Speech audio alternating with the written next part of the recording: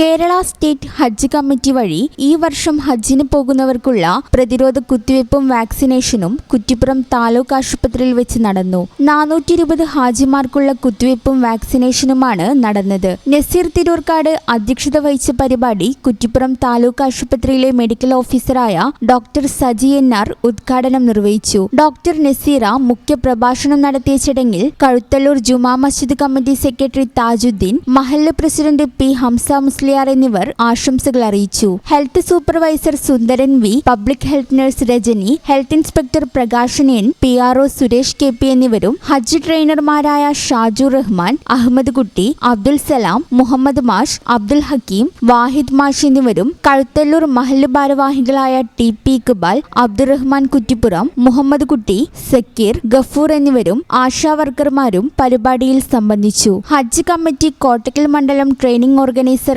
അമാനുള്ള സ്വാഗതം പറഞ്ഞു. ഈ ചാനൽ ന്യൂസ് കുറ്റിപ്പുറം. ഞങ്ങളെ പറ്റി നിങ്ങൾക്കല്ലേ കൂടുതൽ അറിയുന്നത്? പരിശുദ്ധിയുടെ സുവർണ പാരമ്പര്യം. Hayath golden diamonds, Valanchery.